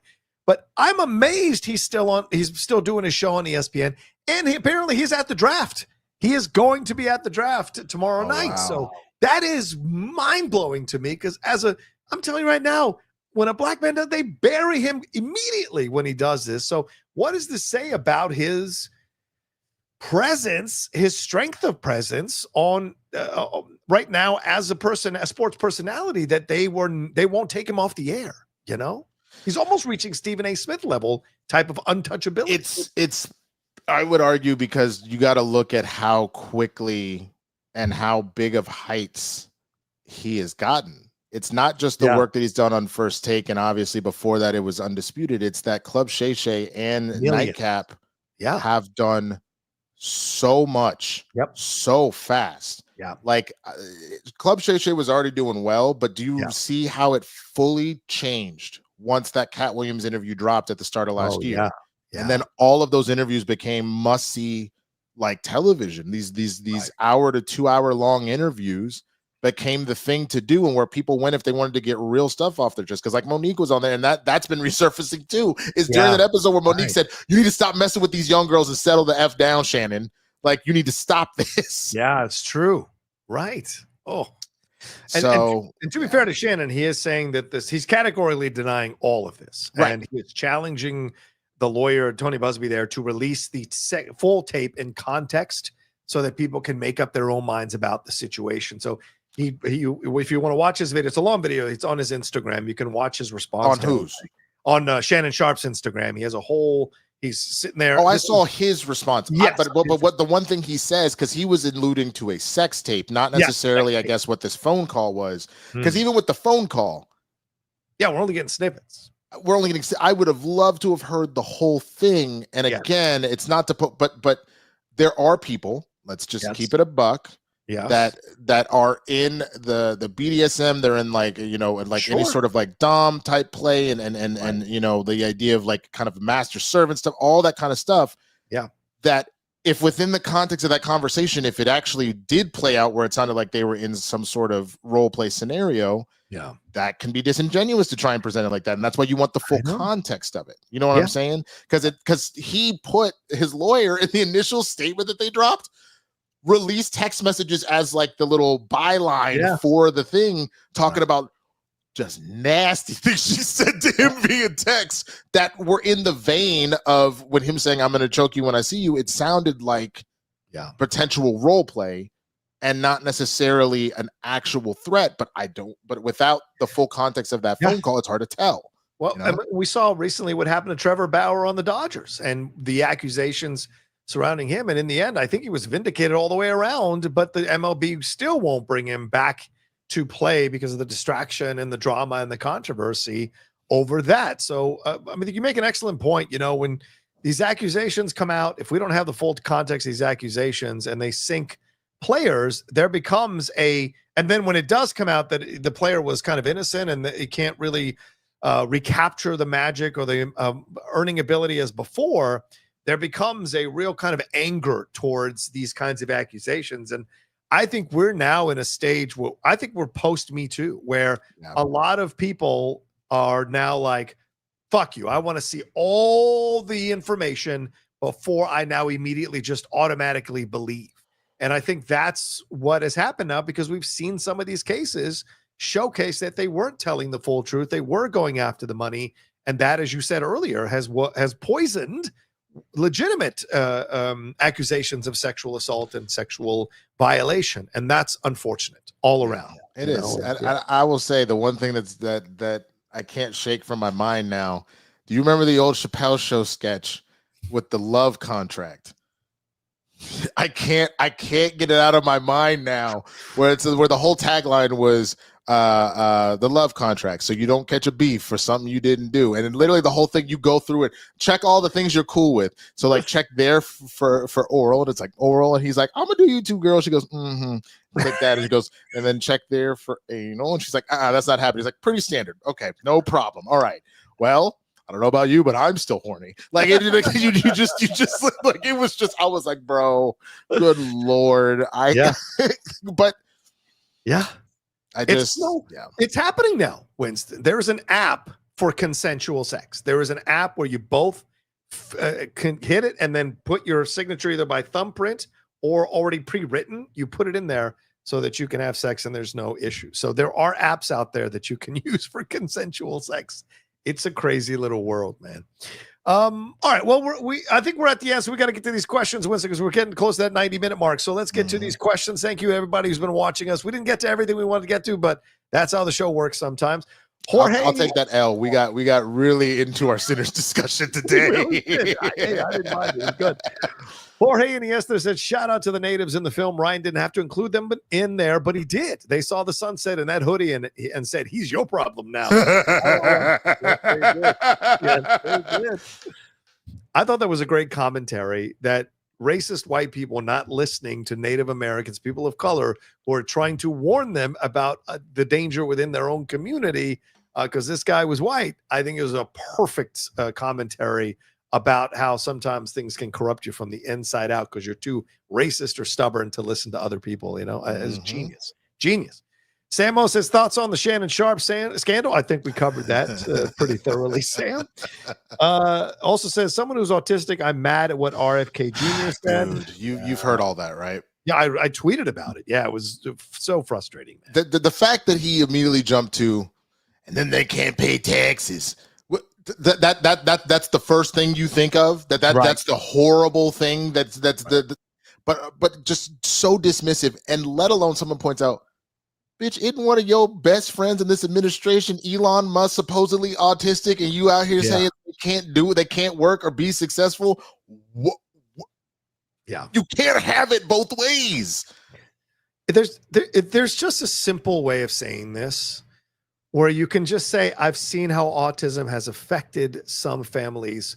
You don't even have to say, you don't have to say destroy, and you don't have to say full, like autism destroys family. That's a horrible thing to say. Horrible thing to say. So many parents love their autistic children. You know, they accept the challenge of it. They see their children flourish and become successful and work and pay taxes. And people are like, well, you know what he meant. It does happen sometimes. No, you lead an entire organization.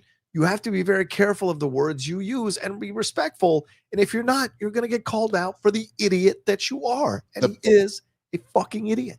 The two main things about, you know what they meant. The first is, the bigger the platform, you have a bigger responsibility to be very accurate and meticulous with your words. 100%. That is you do you like, the funny thing is they're all like, oh, Trump just tells it like it is, blah blah blah blah blah. Do you understand that if Obama ever let the thing out once, the hellstorm that would have happened, and yet we're allowed to just be like, oh, you know, all autistic people. Yeah, I loved Obama a couple weeks ago when he was like, imagine if I had pulled what he is doing now. If I had done even one of the things he did, it would have been over there. Started laughing. Don't laugh. It's not funny. I'm dead serious. You would a whole hellstorm. It would have been over. They would have.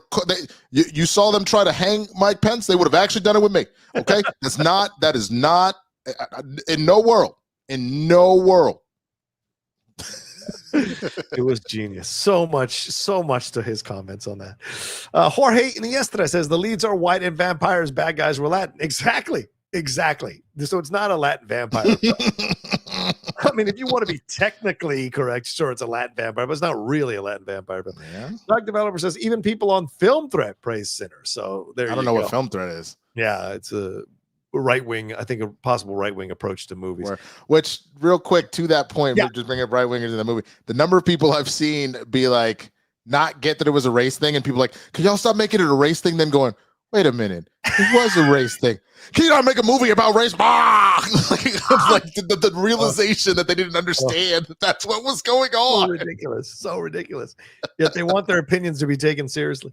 JMB says, missed you guys. Will this be your regular time now? Well, not regular day, but regular time. We're going Tuesdays at 4 p.m. now, pretty much locked in, unless, either one of us books something or something comes up really emergency like.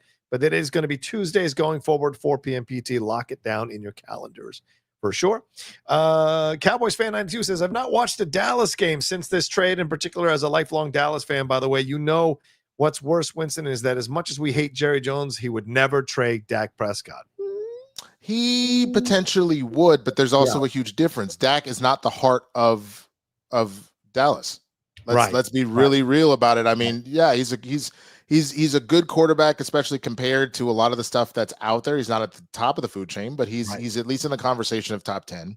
2 years ago, he was the second best quarterback in the league, barely losing the MVP to Lamar Jackson there. So there's that. But literally, Luka not only regularly puts the team on his back, but had the heart of the city. That's the big difference, I would say. Right. Agreed. 100% agreed. Derek Johnson says, I'm taking no sides in the Shannon thing, but he's got text messages from her asking for black babies, BDSM, $20,000 a butt cheek. She's asking for these things.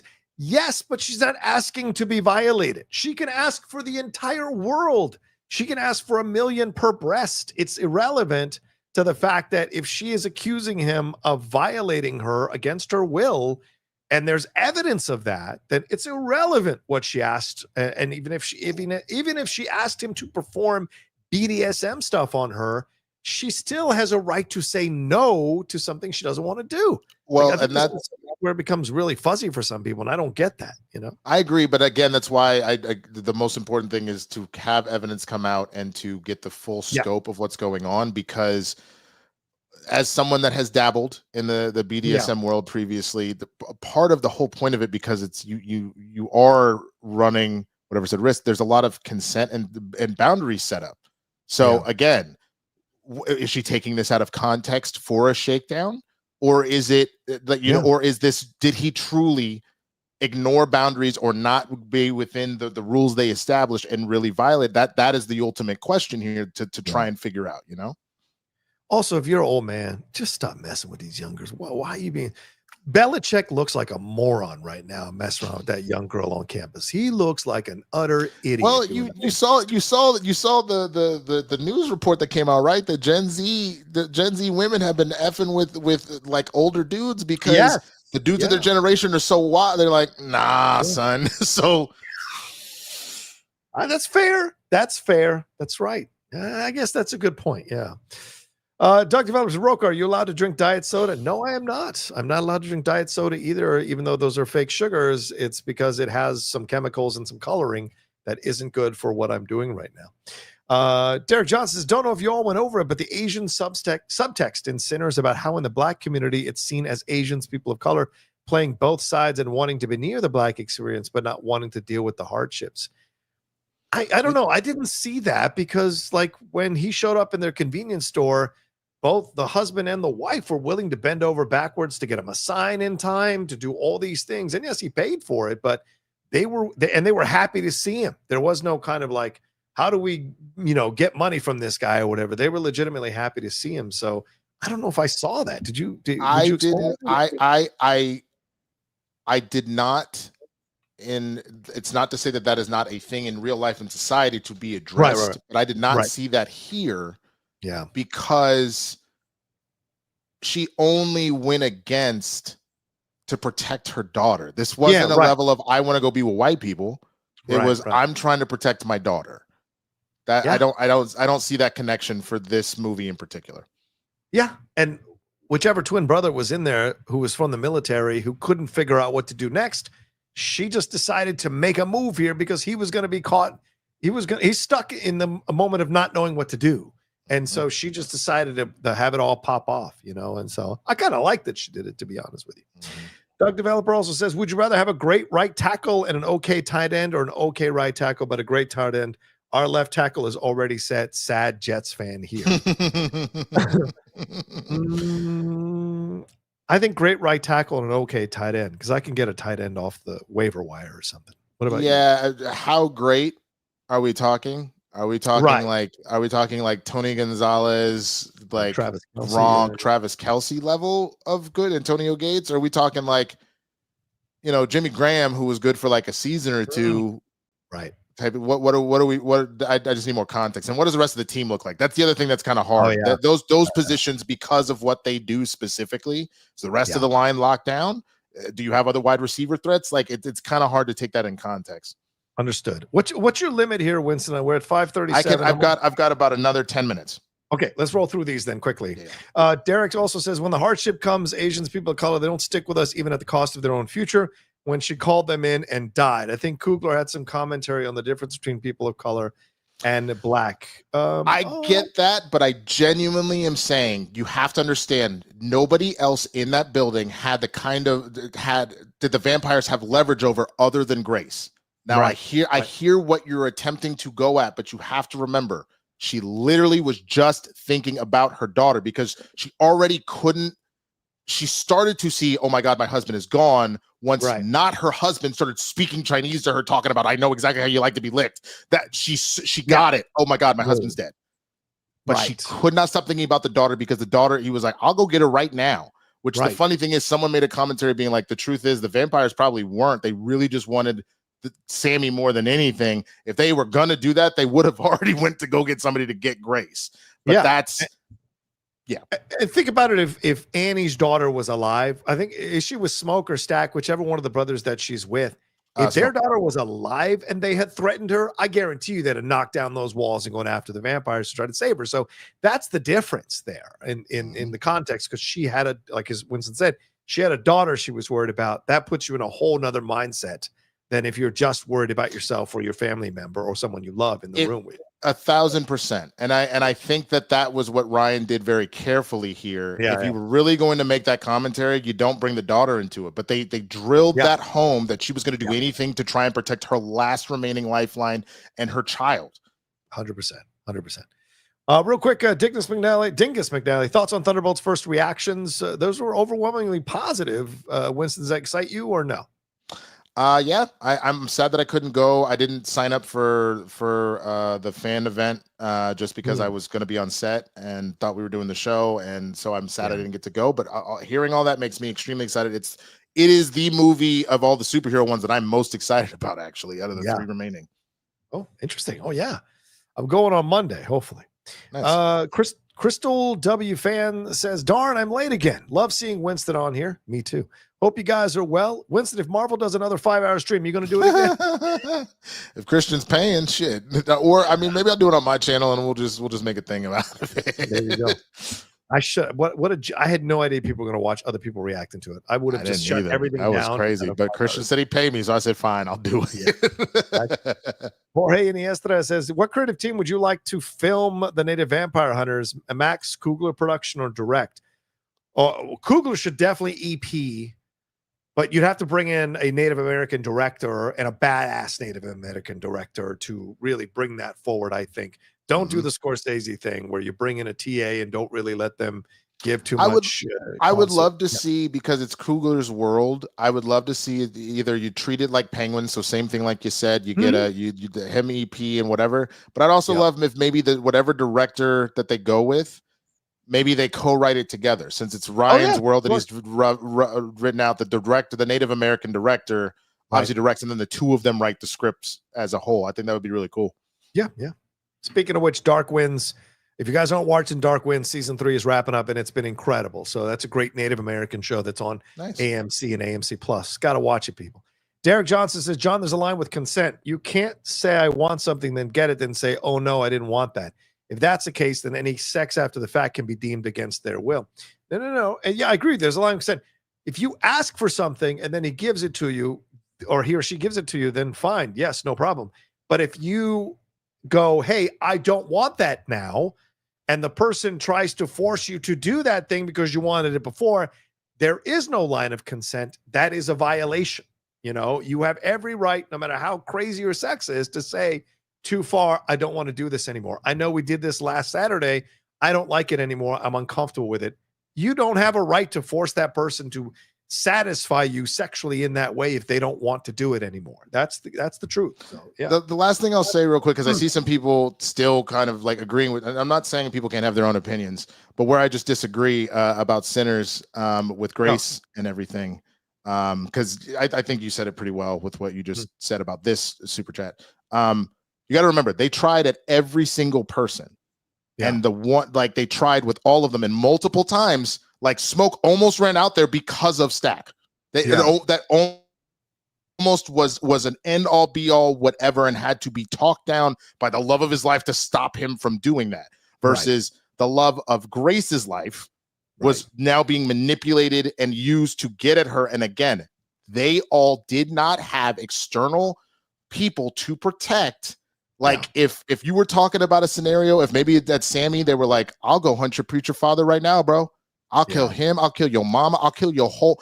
Then maybe Sammy would have been the weak link. You know what I'm saying? But the only one with an external threat was Grace. And so that was how you were able to do that. You know what I mean? That is the big difference. Yep. Agreed. All right, let's keep going here. What's the next one? Chris Corcoran says, all I'll say is people better leave Caitlin Dever alone. Laura Bailey, who played Abby in the game, got so many threats. Even her child was threatened. Yeah, Chris, there hasn't been any kind of pushback on Caitlin. There have been some people on her Instagram, because you're always going to have assholes in the world of social media. But for the most part, it hasn't been an overwhelming sense of coming after Caitlin Dever, which I think is important. And I think because the difference between the game and the show, they gave her the reason for why she was doing it. Whereas in the game, you didn't find out till much later in the game why she did it. I think that's important. Derek also says the subtext with the Asian people of color was them having a store on both sides of the aisle. Yeah. Because you got to make money in this country. And the thing is, they're not invested in the black and white battle because that's not their battle. So they're going to make money on both sides of the aisle because they want to succeed. Latinos do the same thing because it's not our fight. Will we be an ally for you when there's racism happening against you, when they're coming for your community? 100%. But if we're going to make money as a business, we are going to operate on both sides of the aisle because that's how the game works. I mean, don't get me wrong. Again, Ryan was making an allusion to those convenience stores you see nowadays. But again, if you go and look with some of the stuff that was going on, that was the only thing that the Chinese people here in America were allowed to do. Exactly. You weren't as low as the black folk, so we'll let you do whatever. But they could only make money selling within the black community, literally, and that became because white grocers weren't selling to us anyway. So it was the Asian community that was doing that. So there was a weird symbiosis happening there. And sometimes it was good, like in this case, obviously people debate whether or not Grace turncoating in this scenario, but generally speaking, nobody had beef with that family. They were all chill. They were cracking jokes and smoking cigarettes and all that kind of stuff. So it was a very different scenario versus the antagonist situation you see in modern day convenience stores of watching Asian people follow us around. Think of Don't Be a Menace talking about hurry up and buy, like that whole, like, you know what I'm saying? Like, that's a very different commentary, in my opinion. D, motherfucker, D. Tarek Johnson on Context of Leverage. Everyone in the building had family outside of the party. Preacher Boy's family was out there. Time out. I already see what you're saying, but I need you to tell me right now which of the vampires were going to be good enough to be able to go and convince the Preacher Boy's daddy to let a vampire in his house to kill him versus Grace's husband, the child's father. If he's like, hey, baby, can you come outside real quick? Daddy wants to talk to you. Boom, vampire got your kid. They do not have that same leverage. It is not the same thing. I get what you're trying to do, bro, but I promise you it's not the same. Yeah, I agree. It's not the same. You didn't see it as a present threat. Derek also says, John, what you just said is the problem. It's always been your fight. That's why black people get pissed. It's been your fight because we've been fighting for you the whole time. First of fucking all, everybody fights, okay? Everybody fights in the fight, all right? And I have certainly spoken out against racism against black people, about how black people are systematically biased against in this country for decades. What I'm saying to you is that to force every single community of color to do what you want them to do, to be on the side of your fight, is not the way to do it. And it doesn't work, because everyone has different interests. Everyone has different things that affect them. So there are a lot of communities of color who fight for black people. It's just not at the level you think it should be at, Derek. And I respect that. But I think it's also ridiculous to say across the board that people don't fight the fight for you guys. Last I checked, white people in the 1960s rode in buses and got attacked and beat up for being down there for civil rights movements in the South. That's standing up. There is allyship. There is a history of allyship with black communities and black people throughout the history of America. But there's also been racism towards black communities in the history of America. So I get the anger, but to completely eliminate when there has been allyship, I think is an incorrect thing to do, in my opinion. It is. I stand by what I said about everything else. Everything always comes down to nuance. So I think there is a conversation to be said. If you want to even look at this most recent election, where yes, there was a large number of Latinos that we go, what are you doing? Yes, and they do. I said the same thing. Right, they do. I know you did. I'm saying the idea of the proximity to whiteness, which again, I understand where Derek is trying to come at. And in the fact that we can look at plenty of examples where Asians as well will go to the proximity to whiteness and be more about, let me go be like, you want to actually talk about that? Look at Get Out. That was a statement that Jordan has said about the one Japanese dude that was there, that he was the symbol of Asians. I'd rather be associated with white folks than with black folk and all that kind of situation. Yeah. That is a scenario where we're specifically talking about selling out versus like being on the side of another minority. So all day on that, but the nuance of multiple different things. There are some Latinos that stand up and they're like, I'm here, all of this is bad. And there's some that, like, because you can look at, and you could speak to this better than I could, you look in the Latino community where there is colorism happening, where the lighter skinned Latinos will look down upon dark skinned Latinos and do all of that kind of stuff. So there is way more to that, to be drawn such broad strokes here. and not talk about the nuances of different scenarios and how that plays out. You know what I'm saying? Because then you would go down the argument of, well, you know, black people, hella black people always be talking about homophobic stuff, so all black people are homophobic. That's not true. But you do need to look at the lens of, okay, in what particular context, how they're doing certain stuff, et cetera, and that's all I'm saying. You got to pull that out way more than making very broad statements. I agree. Derek Johnson, how much have you stood up for? How much have you gone after your own community for not supporting LGBTQ plus community? Because that's a very big deal. Where there, you know, you see the statistics of how much communities of color do not support LGBTQ plus communities because of religion and all these other things. Why aren't you calling that out within your own community? That's also a part of it. So you can call out another community for sure, or other communities, but is your own community also stepping up to the plate in other situations? That's an important thing to consider as well. As you said, nuance, man. Derek said, Stack, I know we got to let Winston go, man. We got to go, guys. Stack said, got walked back for the good of the whole. She didn't care about the whole. She cared about herself. John just said, it's not our fight unless it's racism. Yeah, but you're taking me out of context and how I said that in the approach to what is going on in keep reading, because he already posted some new stuff, I would say. Okay. Yeah. Cowboys fan 92. Also, John, please read Viewfinder, John M. Chu's book. It's worth your time. Okay. Thank you, Cowboys fan. Derek comes at the fight for equality has always been an equal fight. I'm not saying you don't do it. I'm saying as a whole, the fight has always been left to the black community. Step forward. This movie showcases some of it. Love this conversation. I always enjoy having challenges to opinions, and I appreciate you both being able to have it. Plus, I'll be sending that money for John's TSA probably next week during a live show. Thank you, Derek. Okay, I'm not traveling anywhere for 4 years, but thank you, Derek. I appreciate it. As a son of immigrants, I'm not leaving this country and trying to get back in. No thanks. But yes, Derek, we appreciate you, bro. We appreciate absolutely. And like I said, above all else, man, what I appreciate and why this show needed to come back is for us to be able to have these conversations. Yes.